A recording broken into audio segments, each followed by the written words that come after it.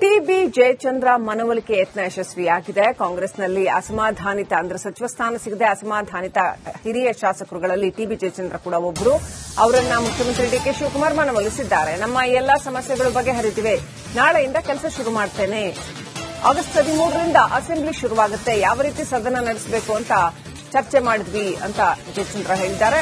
CM DKShi ಬಳಿ ಚರ್ಚೆ ಮಾಡಿದ್ದೀನಿ ಅಂತ ಸಿಎಂ ಭೇಟಿಯ ಬಳಿಕ ಟಿಬಿ ಜಯಚಂದ್ರ ಹೇಳಿಕೆ ಕೊಟ್ಟಿದ್ದಾರೆ.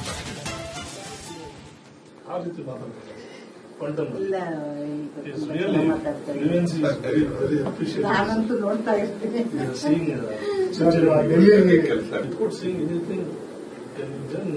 ಎಲ್ಲ ಗೊತ್ತಿದೆ, ಆ ರೀತಿ ಮಾತಾಡ್ತಾರೆ.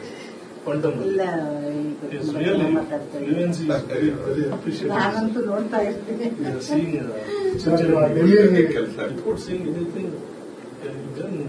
ಎಲ್ಲ ಗೊತ್ತಿದೆ, ಆ ರೀತಿ ಮಾತಾಡ್ತಾರೆ.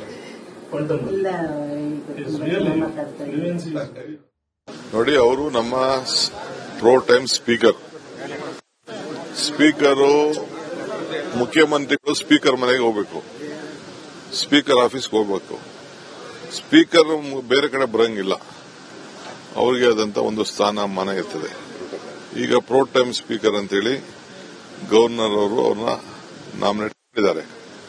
ಜೊತೆಗೆ ನಾವಿಬ್ರು ಪರ್ಸನಲ್ ಫ್ರೆಂಡ್ಸ್, ಬ್ರದರ್ಸ್ ಇಬ್ರು. ಸೊ ಅದಕ್ಕೆ ಅವರು ಮುಂದಕ್ಕೆ ಅಸೆಂಬ್ಲಿನ ನಡೆಸಬೇಕು. ಸೊ ಅದಕ್ಕೆ ಏನೇನು ಅಂತ ಅವರು ಮಾರ್ಗದರ್ಶನ ಕೇಳಕ್ ಬಂದಿದ್ದೀವಿ. ನೋಡಿ, ಅವರು ನಮ್ಮ ಪ್ರೋ ಟೈಮ್ ಸ್ಪೀಕರು ಮುಖ್ಯಮಂತ್ರಿಗಳು ಸ್ಪೀಕರ್ ಮನೆಗೆ ಹೋಗಬೇಕು, ಸ್ಪೀಕರ್ ಆಫೀಸ್ಗೆ ಹೋಗಬೇಕು. ಸ್ಪೀಕರ್ ಬೇರೆ ಕಡೆ ಬರಂಗಿಲ್ಲ,